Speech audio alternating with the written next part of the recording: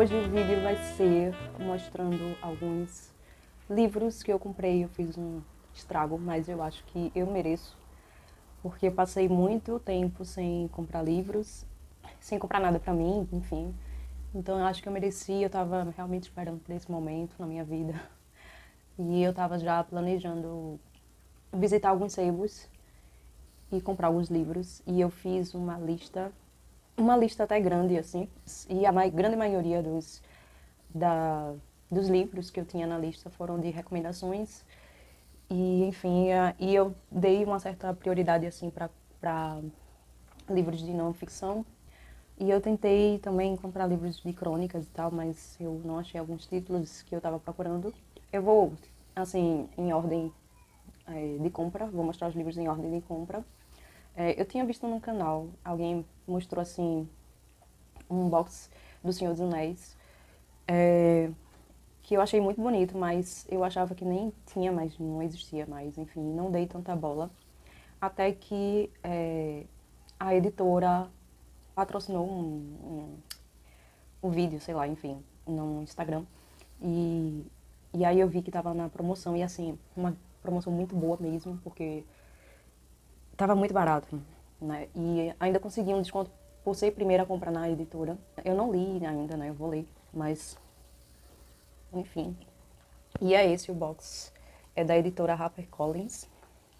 É muito bonito. E aqui tem, além da trilogia, tem o livro O Hobbit. Eu já li esses dois. Já li o Hobbit e já li o primeiro, né? A Sociedade do Anel. Mas eu vou, como já faz muito tempo que eu li, eu vou reler a obra inteira, né? E é isso. Tava numa promoção muito boa, eu paguei um pouco mais de R$ 100 apenas. Então, assim, super valeu a pena e é uma edição muito bonita. Realmente muito bonita. Ela é de couro. Todos os livros, né? É de couro, enfim, e tem uma folha de guarda muito bonita, como praticamente todos os livros do Senhor dos Anéis têm uma folha de guarda com mapa, né? E eu visitei alguns sebos, 3 sebos que eu conheço, né, que são perto, assim, na Boa Vista, que é um bairro em Recife, né? Enfim, e eu tinha uma lista muito grande, só que eu tive de dar certas prioridades, assim. E aí, nos sebos, eu fui olhando as edições e tudo mais e fui escolhendo, mas, enfim, não dava pra comprar tudo, e porque não dá pra gostar tudo, né? Enfim. Mas mesmo assim, eu comprei bastante. Foi bastante livro, assim. Eu comprei. Em 3 sebos que eu fui, eu comprei. Assim, ao todo eu comprei 14 livros. Mas assim, eu visitei 3 sebos e a gente parou pra comer. E quando eu saí, assim, bem na frente de onde a gente comeu, tá? Tinha uma barraquinha com alguns livros, né? Que uma pessoa tava vendendo. E aí eu comprei 3 livros lá. Então, 3 livros foram dessa barraquinha e os demais foram de 3 sebos que eu fui, enfim. E aí eu fui primeiro para um sebo que eu acho que tem um sebo maior, que é um sebo maior, assim, que eu conheço. E eu gosto muito desse sebo, enfim. E lá eu comprei As Cidades Invisíveis, do Ítalo Calvino. Se eu não me engano, foi uma indicação da Tati Feltrin em algum vídeo. Tava na minha lista. Assim que ela falou sobre esse livro, eu coloquei na minha lista, né? E aqui atrás diz o seguinte: se meu livro As Cidades Invisíveis continua sendo para mim aquele em que penso haver dito mais coisas, será talvez porque tenha conseguido concentrar em um único símbolo todas as minhas reflexões, experiências e conjecturas. Assim se refere o próprio Ítalo Calvino, um dos escritores mais importantes e instigantes da segunda metade do século XX, a este livro surpreendente em que a cidade deixa de ser um conceito geográfico para se tornar o símbolo complexo e inesgotável da existência humana. Comprei também Breve História de Quase Tudo. Essa edição é bem bonita e o livreiro disse que esse livro estava bem caro antes, né? Meio que diminuiu aí o valor dessa obra, enfim. E, se eu não me engano, esse foi uma indicação do canal Ex Libris. Eu não tenho tanta certeza assim, mas se eu não me engano, foi dele ou foi de Tati Feltrin, agora não lembro, mas enfim. Eu tentei comprar livros que eram costurados, assim, porque esse eu não sei, não tenho certeza se é. mas porque eu tive alguns problemas, assim, né? Das folhas se soltando e tudo mais, e isso é muito desconfortável. Mas é meio raro encontrar livros que têm uma encadernação mais robusta, assim, mais cuidadosa, digamos assim, né? Enfim, isso foi o que o livreiro me disse, né? Eu comprei também O Povo Brasileiro, do Darcy Ribeiro. É um livro, é um clássico super recomendado, né? E eu não falei sobre breves e quase tudo, né? Aqui atrás, tem dizendo o seguinte: como alguém sabe o peso da Terra, ou a idade das rochas, ou o que existe no centro do planeta? Como conseguem saber de que maneira e quando o universo começou e qual era seu aspecto? Como sabem o que ocorre dentro de um átomo? E por que cargas d'água? Os cientistas parecem saber quase tudo, mas não conseguem prever um terremoto ou mesmo informar se devemos levar o guarda-chuva às corridas de cavalos na próxima quarta-feira. Portanto, decidi que dedicaria parte da minha vida. Foram 3 anos à leitura de livros e revistas e à procura de especialistas bonzinhos e pacientes dispostos a responder a um monte de perguntas cretinas. A ideia era ver se seria possível entender e apreciar as maravilhas e realizações da ciência, surpreender-se com elas, até curti-las, no nível nem técnico ou difícil demais, nem muito superficial. Essa era a minha ideia e minha esperança, e é o que este livro pretende ser. De qualquer modo, temos um vasto terremoto por percorrer e bem menos de 650 mil horas para fazê-lo. Comecemos, pois. E esse O Povo Brasileiro, A Formação e o Sentido do Brasil, tem um outro livro também do Gilberto Freire, eu acho que é Gilberto Freire, que eu também procurei, né? Enfim, mas eu analisei o valor do livro, eu analisei também a edição, e assim, eles têm boas edições lá, em bom estado. O que é importante, né? Quando você vai comprar livros, assim, não precisa ser novo, mas aqui atrás está dizendo o seguinte: para os que chegavam, o mundo em que entravam era a arena dos seus ganhos, em ouro e glórias. Para os índios que ali estavam, nus na praia, o mundo era um luxo de se viver. Este foi o efeito do encontro fatal que ali se dera. Ao longo das praias brasileiras de 1500, se defrontaram pasmos de se verem uns aos outros tal qual eram, a selvageria e a civilização. Suas percepções, não só diferentes, mas opostas, do mundo, da vida, da morte, do amor, se chocaram cruamente. Os navegantes barbudos, hirsutos, fedentos, escalavrados de feridas do escorbuto, olhavam que parecia ser a inocência e a beleza encarnadas. Os índios, esplêndidos de vigor e de beleza, viam, ainda mais pasmos, aqueles seres que saíam do mar. Também estava na minha lista A Desumanização, do Walter Hugo Mãe.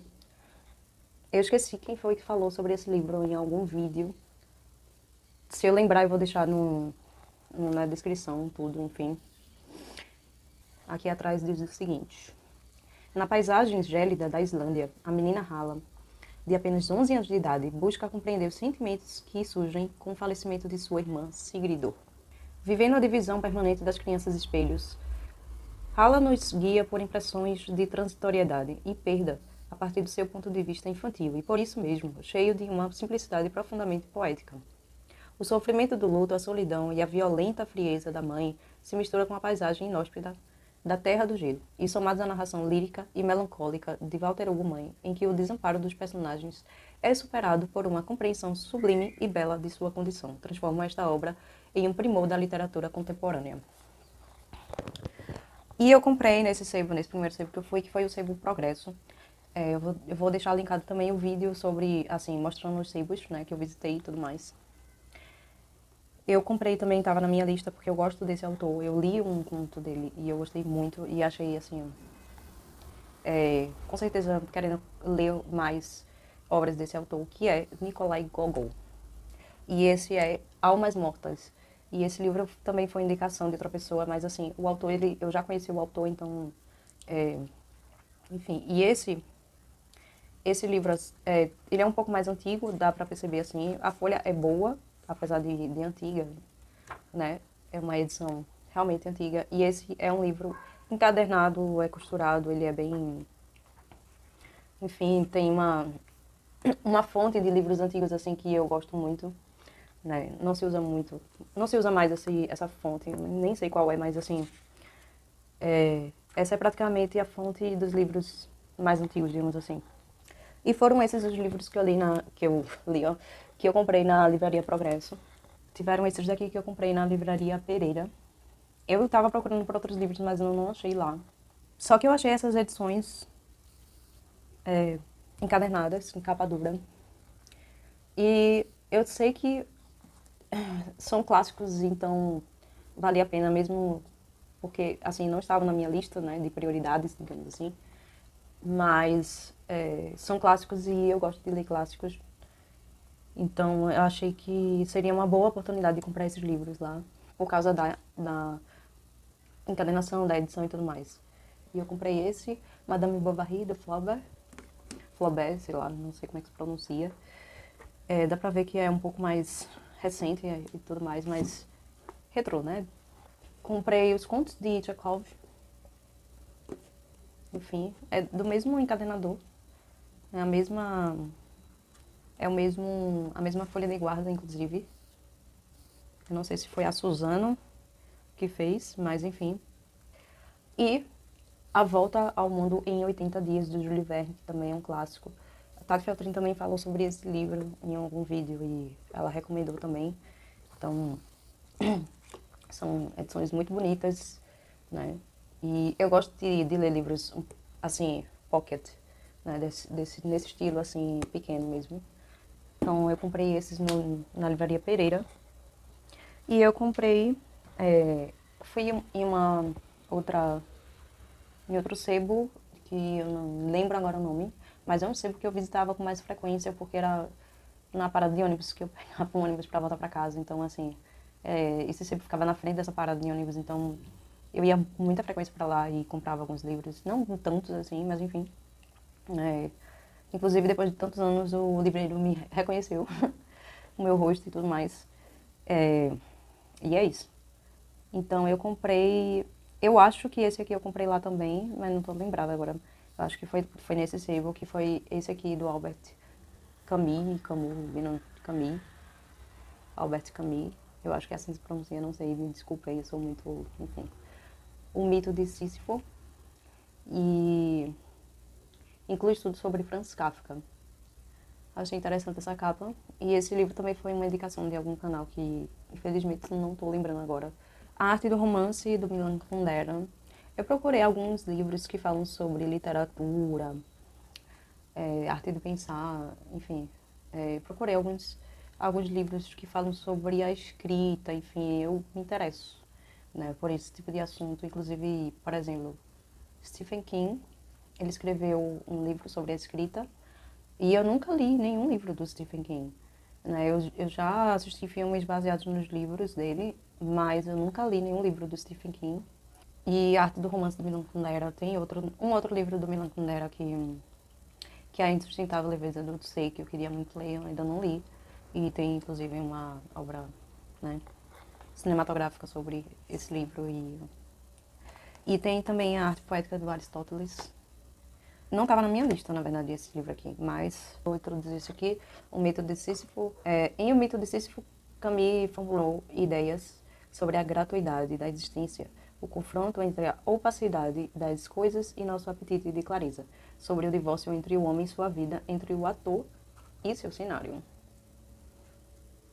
Acredito que seja um livro de ensaio, né? E eu gosto de ler ensaios, crônicas também, né? Milan Kundera, Arte do Romance, vou ler aqui.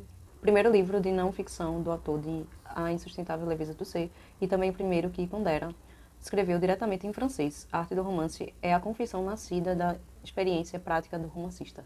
Nele são discutidas em profundidade a evolução do romance e seus aspectos centrais.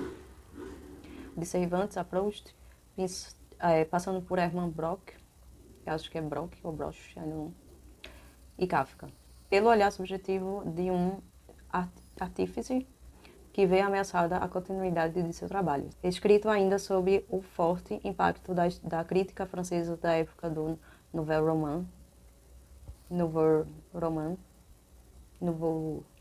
não sei, e dos ataques pós-modernos. Estes ensaios procuram restaurar o sentido do romance como gênero autônomo, após o esgotamento da experimentação modernista. sem ceder às tentações que desejavam a recuperação da narrativa romancesca do século XIX. E a arte poética de Aristóteles, vou ler o que está aqui atrás. Aristóteles é um dos maiores filósofos da Grécia Antiga do século IV, quarto antes de Cristo, até os dias de hoje. Seu pensamento não cessou de exercer influência sobre diversos ramos do conhecimento humano. Para Hegel, Aristóteles foi o primeiro a fazer história da filosofia. O texto da arte poética não chegou até nós em bom estado. Há nele certas lacunas que os filósofos tentaram restabelecer. É sabido que a arte poética é o resultado das lições professadas por Aristóteles. No parecer do professor H.D. Ross, a poética está longe de ser uma teoria da poesia em geral, menos ainda das belas artes. No entanto, contém talvez o maior número de ideias fecundas sobre a arte que qualquer outro livro.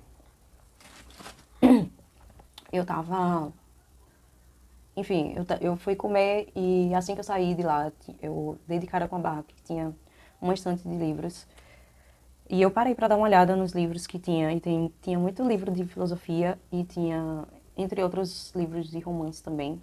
Aí eu parei para dar uma olhada, não tinha nada que tinha na minha lista, mesmo assim eu vi algumas obras que eu me interessei, então comprei 3 livros lá. Tava super barato, assim, eu admiro que estava vendendo, ele, assim, é uma pessoa incrível, enfim, e ele deixou um pouco. Ele só me cobrou por um livro e ele me deixou à vontade para dar o valor que eu quisesse sobre os outros livros. Então, enfim. E eu peguei esse aqui, de Alan de Botton. Alan de Botton, não sei como é que se pronuncia, me perdoem. Notícias, Manual do Usuário. Né? Para quem não sabe, eu sou jornalista. E então, esse livro me chamou a atenção. E eu já ouvi falar sobre esse filósofo, esse pensador, enfim. É mais fácil falar pensador, né? Não sei se seria filósofo, enfim.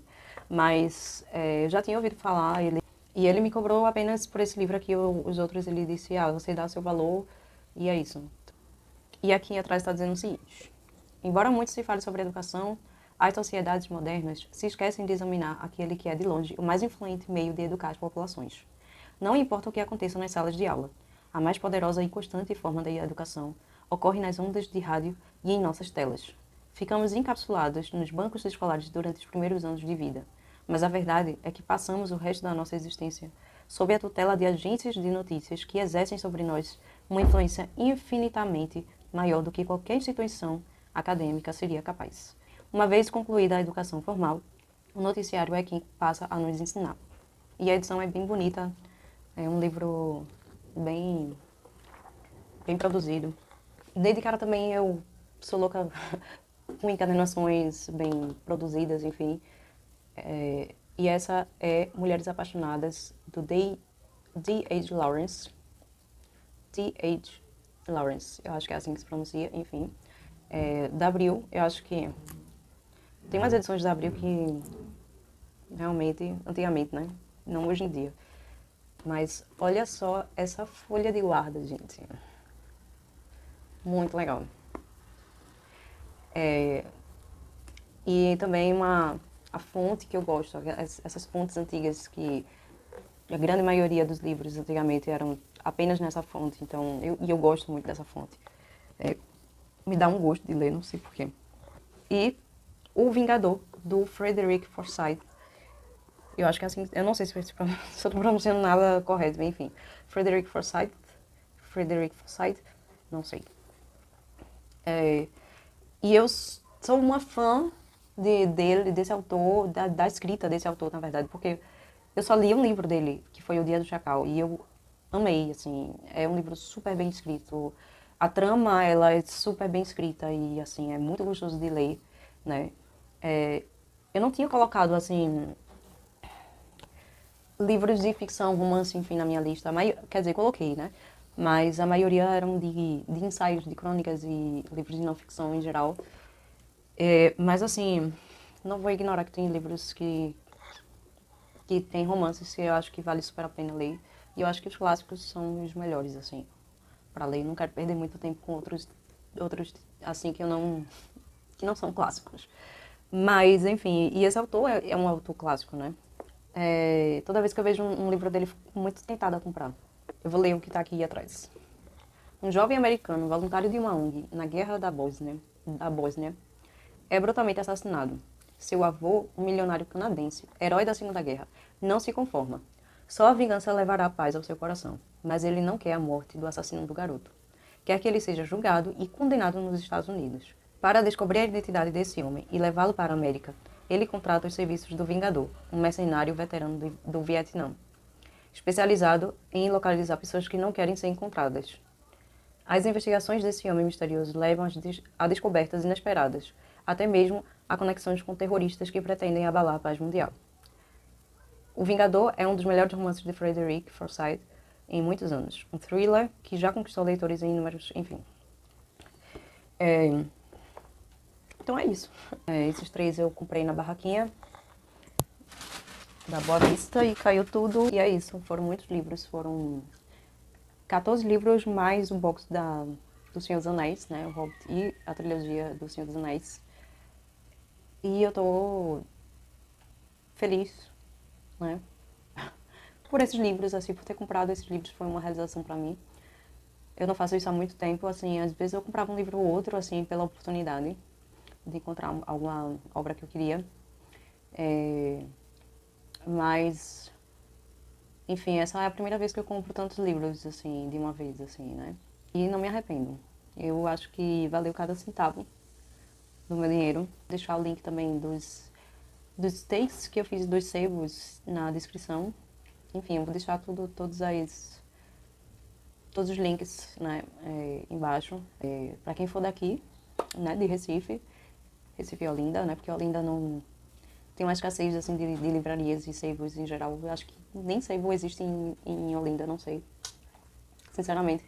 Eu moro em Olinda, mas eu só conheço livraria dentro de shopping. Eu não conheço mais outro lugar que eu consiga livros. Nem na biblioteca. A biblioteca pública de Olinda não funciona. Tá fechada há muito tempo. Muitos anos. E lá na Boa Vista tem muitos sebos, assim. Tinha também outras livrarias lá que fecharam, né? Que é um pouco triste. Mas eu também consigo entender que, por outro lado, quando eu vou visitar uma livraria, eu vejo o valor dos livros e, às vezes, é um pouco exagerado, digamos assim. Acho que... Por isso que eu acho que os sebos são os lugares, assim, mais... São os lugares melhores, assim, para você comprar um livro. Tem um custo-benefício muito melhor do que comprar numa livraria. E fora que a gente está ajudando, né, os livreiros, né, ajudando com que esse mercado ele se sustente. O Agemiro, que estava vendendo na barraquinha lá da Boa Vista, ele estava vendendo obras muito boas, assim, eu não vi nenhuma obra assim que fosse ruim, assim. Foram obras boas, assim, clássicos e livros de filosofia, né, de livros de pensadores. Isso eu deixo minha reflexão, né? Além de mostrar os livros que eu comprei, montando minha biblioteca, né? E basicamente é isso. Não tenho uma estante ainda, mas eu terei e vou mostrar pra vocês depois que eu tiver essa estante e tiver tudo bonitinho, todos os meus livros bem bonitinhos na estante, eu vou mostrar pra vocês todos os livros que eu tenho. E é isso, muito obrigada por assistir e até mais.